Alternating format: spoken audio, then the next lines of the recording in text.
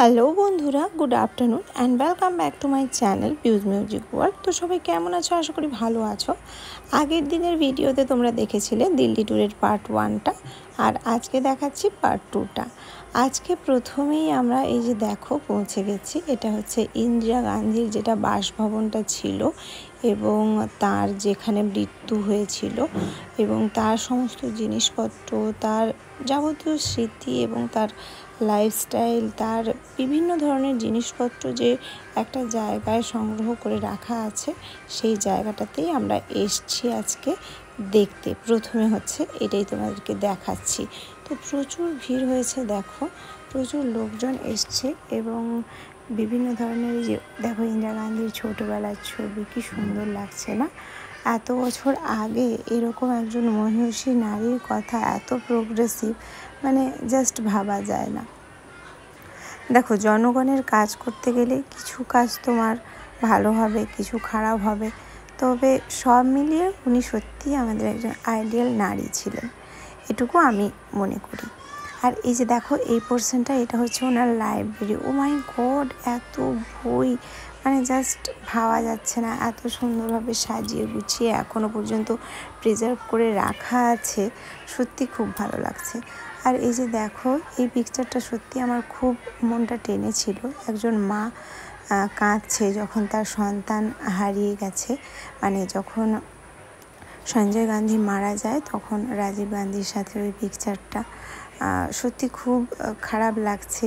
এখনই দাঁড়িয়ে আমার খুব খারাপ লাগছে। তার মানে একজন মা হয়ে কতটা প্যাথেটিক ব্যাপার ছিল, তাই না? তো যাই হোক, এই যে দেখো এটাই হচ্ছে বলিদান স্থল, মানে যেখানে ওনাকে শ্যুট করা হয়েছিল। যদিও এই পিকচারটার সাথে কোনো মিল নেই। এই পিকচারটা ওনার একটা কোথাও একটা গিয়েছিলেন কোনো গ্রামে, ওখানকার লোকাল মেয়েদের সাথে। তো সকাল থেকে ঘুরে ঘুরে এই দিল্লির গরমে আমরা একেবারে ক্লান্ত হয়ে গেছিলাম। তারপরে কয়েকটা জায়গা ঘুরে ঘুরে আমরা ভাত আর চিকেন পেলাম। বাঙালির তো জানোই, ভাত আর মাছ ছাড়া চলে না। খাবারটা মোটামুটি ভালোই ছিল। পূজা এখানে ওর মনির হাতে খাচ্ছিল আর আমি ভিডিও করছিলাম। এরপরে যেটা আমাদের নেক্সট ডেস্টিনেশন ছিল সেটা হচ্ছে কুতুব মিনার। এটা হচ্ছে কুতুব মিনারের টিকিট কাউন্টার। আর এই যে দেখো আমার হাজব্যান্ড দাঁড়িয়ে টিকিট কাটছে। এখানে যেটা দেখলাম যে ইন্ডিয়ানদের জন্যে মাত্র 40 টাকা এখানকার টিকিটের এটা মূল্যটা, কিন্তু সেই জায়গায় ফরেনারদের জন্য অনেকটাই বেশি। এই যে দেখো, ওরা যদি ক্যাশে পেমেন্ট করে তাহলে 600 টাকা, আর যদি ডেবিট কার্ডে পেমেন্ট করে তাহলে 550 টাকা। বাপরে, সো এক্সপেন্সিভ। তারপরে আমরা এই যে ঢুকে পড়েছি এখানটায় কুতুব মিনারের ভেতরটাতে। এখানে টুকটাক দোকানপাতিও আছে দেখছো, আর অটো স্ট্যান্ডও রয়েছে। এইটাকে পেরিয়ে গিয়ে আমরা আর কি ঢুকে পড়বো যেটা মেন যে কুতুব মিনারের চত্বরটা। এই যে গেটটা দেখছো, এইটা দিয়েই ঢুকবো। তো চলো আস্তে আস্তে করে এগিয়ে যাওয়া যাক। একটা জিনিস সত্যি বলতে হবে, দিল্লির গরম মানে সহ্য করা যাচ্ছে না। আমাদের ওখানেও গরম রয়েছে, কিন্তু এখানকার গরমটা ও বাপরে বাপরে বাপ, ডেঞ্জারাস। তো যাই হোক, এই দেখো কুতুব মিনার। এখানে আমি অনেক শর্ট ভিডিও করেছি, সেগুলো তোমরা দেখো, কিন্তু এখন আপাতত এখানে আর সেরকম বিশেষ কিছু লং ভিডিও নেওয়া হয়নি। তো এখান থেকে এগুলো একটু ঘুরেই আমরা আবার চলে যাব আমাদের নেক্সট ডেস্টিনেশন। আজকে ভিডিও থার্ড জায়গা। তো এই দেখো থার্ড জায়গা বলতে বলতে পৌঁছেই গেছি। এটা কোন জায়গা তোমরা একটু গেস করো। গেস করতে করতে আমি অবশ্যই তোমাদেরকে শো করিয়ে দেব। তো জল কিনে আনলো আমার হাজব্যান্ড, কেননা প্রচণ্ড গরম পড়েছে। তো দেখো বলতে বলতে দেখিয়েও দিলাম, এটা হচ্ছে লোটাস টেম্পল। ও মাই গড, কি সুন্দর যে লাগছে, পরম শান্তি লাগছে সত্যি লোটাস টেম্পলটা দেখে। এখানকারও চত্বরটা ভীষণ সুন্দর, কিন্তু রোদে আমরা একেবারে ভাজা হয়ে যাচ্ছিলাম সবাই। অনেকে বলছে যে সন্ধেবেলার দিকে, মানে বিকেল করে এলে সন্ধ্যের দিকে এখানকার লাইটিং শোটাও সুন্দর হয়, আর মানে তখন পরিবেশটাও বেশ মনোরম হয়ে যায়। কিন্তু আমাদের পক্ষে সেটা সম্ভব নয়, যেহেতু আমাদের আবার বিকেলে নয়, অ্যাকচুয়ালি রাতে ট্রেন আছে। এই জন্য আমাদের আজকের এই দিনের মধ্যে এই জিনিসগুলো দেখা কমপ্লিট করে নিতে হলো। এটা যেহেতু টেম্পল একটা, এখানে সেখানেও জুতো আমাদেরকে একটা জায়গায় জমা করে যেতে হলো। ফোনটা অ্যালাউ ছিল, যে দেখো এখানে আমরা লাইন দিয়ে দাঁড়িয়েছি, এই জায়গাগুলো পর্যন্ত ফোনটা মোটামুটি অ্যালাউ ছিল, কিন্তু তারপরে গিয়ে ওরা একটা জায়গায় দাঁড়িয়ে বলেই দিল যে ফোনটা সাইলেন্ট করে ভেতরে ঢুকিয়ে দিতে। আর এইখানে দেখো আমি কত ঘেমে গেছি। আর বলেইছিলাম তোমাদেরকে যে ভিতরে ফোনটা সেভাবে অ্যালাউ নয়, একদম সাইলেন্টলি যে যার প্রভুকে ডেকে আর কি প্রার্থনা করা হলো। তারপরে আমরা যখন বেরিয়ে এসেছিলাম সেখানে এসে আবার একটু ভিডিও নিয়ে নিয়েছিলাম। পরে বেরিয়ে গেছিলাম আমরা যে জায়গাটা দেখতে, সেটা হচ্ছে অক্ষরধাম। এই যে দেখো অক্ষরধামের সামনে আমরা পৌঁছেও গেছি, কিন্তু এখানে ঢুকে যেটা দেখলাম যে পরিমাণ লাইন রয়েছিল, সে আমার মনে হয় এটা যখন আমরা ভিডিওটা শ্যুট করছিলাম তখন মোটামুটি বেলা 3টে সাড়ে 3টে বাজে, অ্যাবাউট 4টে ধরো। যে লাইন আমরা ফেস করেছিলাম মানে যাব বলে, সেই লাইনে আপাতত 4 ঘন্টা লাগতো। সেই জন্য আমরা ওখানে না দেখে আমরা চলে আসি।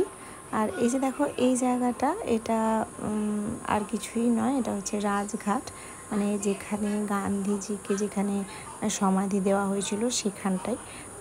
এখন আমরা সেই মেন জায়গাটায় যাইনি। এখন এই যে দেখো এখানে একটা গান্ধীজির স্ট্যাচু রয়েছে, যাতে বোঝা যাচ্ছে ব্যাপারটা যে এই দিকেই রাস্তাটা রয়েছে। মেন গেটে ঢুকে আমরা যেটা দেখলাম সেটা হচ্ছে ওখানে যারা গার্ড ছিল তারাই বলে দিল যে এখানে একজন কোনো ভিভিআইপি আসবেন দেখতে, সেই জন্য আমাদের এই যে গেটটা দেখছো এই গেটটা দিয়ে এখন ঢোকা যাবে না, 10-15 মিনিট ওয়েট করতে হবে। তো আমরা দেখলাম সাইড গেট দিয়ে রাস্তা রয়েছে, ওখান দিয়ে অনেকে যাচ্ছে, দিতে আমরাও ওই দিকটা দিয়ে আসলাম। দেখো এই দিকটাতে খুব সুন্দর স্লোপ করা আছে, আর দুটো সাইডে গাছটাকে খুব সুন্দর স্টাইল করে কেটে রাখা আছে, যাতে জায়গাটা দেখতেও খুব সুন্দর লাগছে। তো এই উপরটায় উঠলে এখান থেকে নিচের ভিউটা খুব সুন্দর দেখা যাচ্ছে। আর আমার ছেলে তো মোটামুটি মস্তিতে আছে। বাচ্চাদের এইটাই খুব ভালো লাগে, ওরা একদম মানে নিজের মতন আনন্দ করে। আর সত্যি এই জন্যই মাঝে মাঝে বাচ্চাদেরকে নিয়ে বেরানো উচিত।